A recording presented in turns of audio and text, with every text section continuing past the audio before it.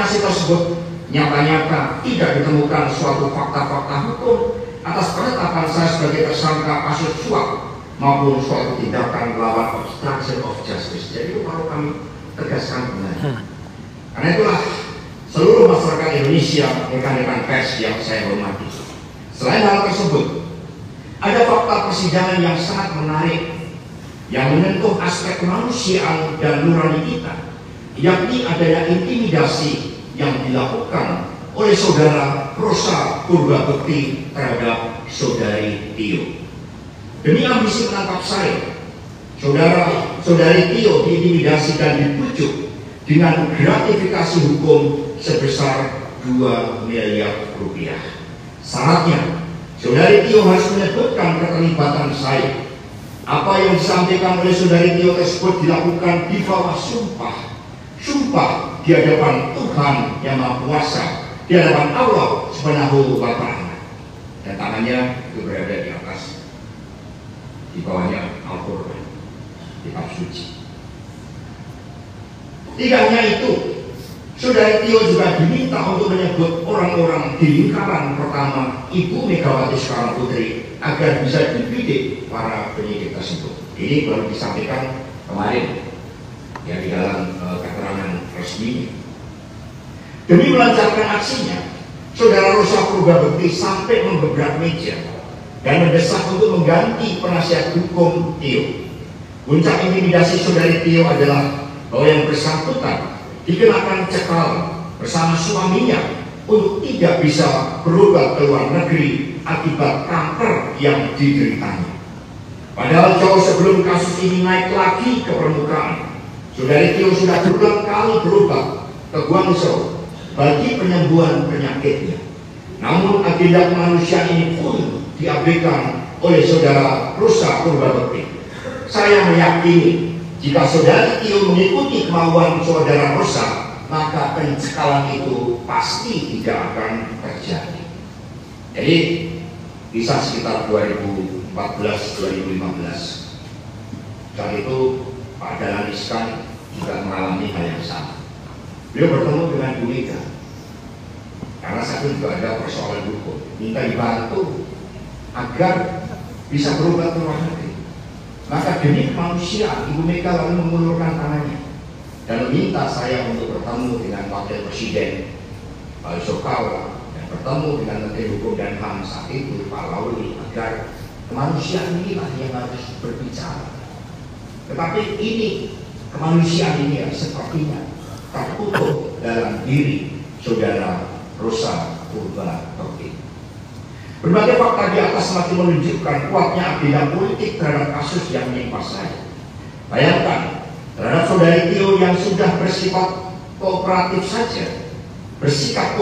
saja, masih diintimidasi seperti itu. Hal yang sama juga terjadi untuk pemeriksaan saksi Doni, Istiqomah, Kusnadi, dan lain-lain. Bukankah tindakan saudara Rosa tersebut justru mencederai hukum yang seharusnya berperi kemanusiaan, penuh etika, hati nurani, dan berkeadilan? Betul tidak? Apakah tindakan saudara Rosa itu dapat dibenarkan? Bukankah tindakan saudara Rosa tersebut justru merusak dan marwah serta nama baik dari KPK itu? Jadi kita ini bangsa berpancasila, ada sila kemanusiaan di dalamnya. Masakah itu kemudian diabaikan? Saudari Tio sudah menunaikan seluruh tanggung jawab, kewajiban, masa hanya untuk minta izin sampai mengajak. Kalau perlu ada penyidik yang mendampingi untuk berobat, tetapi itu tetap tidak dikabulkan. Seluruh masyarakat Indonesia yang kami cintai dan banggakan, semua warga negara memiliki kedudukan yang sama di mata hukum, termasuk hak untuk mendapatkan perlakuan hukum yang berkeadilan. Keselamatan jiwa raga saudari Tio menjadi bagian dari tujuan adanya negara Republik Indonesia ini. Namun hak untuk melanjutkan pengobatan atas derita kanker pun diabaikan hanya karena ambisi saudara Rosa Purbabekti. Di sisi lain, berkaitan kasus yang ditujukan kepada saya, bukti-bukti yang disampaikan sebagaimana nampak di dalam sidang pra-peradilan adalah bukti terhadap suatu perkara yang sudah berkekuatan hukum tetap atau inkrah van Helwich. Nah, ini lagi-lagi Pak Hasto ya. Pak Hasto lagi. Masih belum luput dari penyelidikan. Benar. Jadi dari kemarin itu Pak Hasto memang lagi panas-panasnya. Iya. Apalagi sama Partai Merah ya, Partai Ya. Banteng ya, lagi panas-panasnya gitu. Yang kalian tahu lah, Pak Hasto Benar. ini masih dijadikan tersangka lantaran dia ini terkait kasus korupsi bersama dengan Harun Masiku ya. Iya, penyuapan lah. Penyuapan. Ya, terkait dengan Oh iya. Harun Masiku yang sampai sekarang itu belum tertangkap. Betul. Nah, ini beberapa rangkuman yang sudah kita rangkum ya. Pertama adalah di sini terdapat intimidasi terhadap saksi. Terdapat intimidasi yang dilakukan oleh Rosa Purbabekti terhadap saksi Tio. Tio diancam dan ditawari gratifikasi hukum sebesar 2 miliar untuk menyebutkan keterlibatan tersangka gitu kan. Oh. Nah, tindakan ini dilakukan di bawah sumpah yang menunjukkan pelanggaran etika hukum gitu. Jadi pemaksaan ya. iya, jadi ya sih masih opini dan asumsi ya. Iya. Cuman apa ya? Ya sebagai memang sih Pak Hasto sebagai tersangka memang wajib untuk membela diri. Membela diri ya. Iya, membela diri gitu kan. Nih, terus di sini juga ada pernyataan ya yang menyatakan bahwa semua warga negara berhak mendapatkan perlakuan hukum yang adil. Biasalah. Biasa. Kalau udah ada penangkapan gini mah apa-apa harus dibilang adil gitu loh. Menyuarakan bahwa hak untuk melanjutkan pengobatan terus dihormati. Nah, kalau hak pengobatan sih menurut kita jelas ya. Karena kalau terbukti sakit mah ya harus diobati gitu loh. Benar. Nah, cuman yang kita garis bawahi di sini adalah dalam ranah politik ya, saling menyalahkan dan saling memfitnah itu biasa, iya kan? Saling menjatuhkan itu biasa.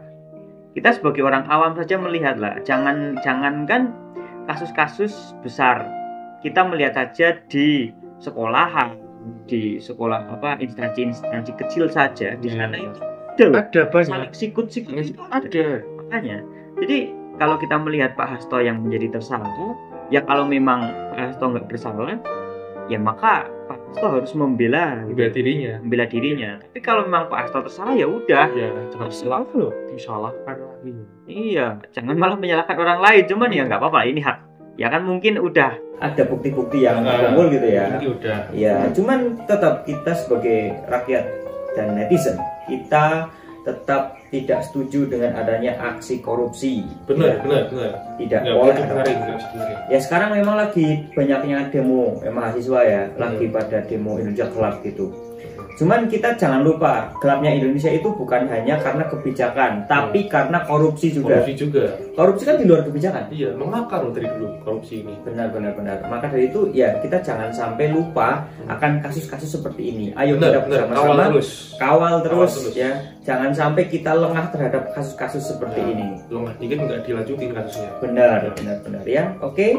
Gimana menurut kalian? Komen di bawah.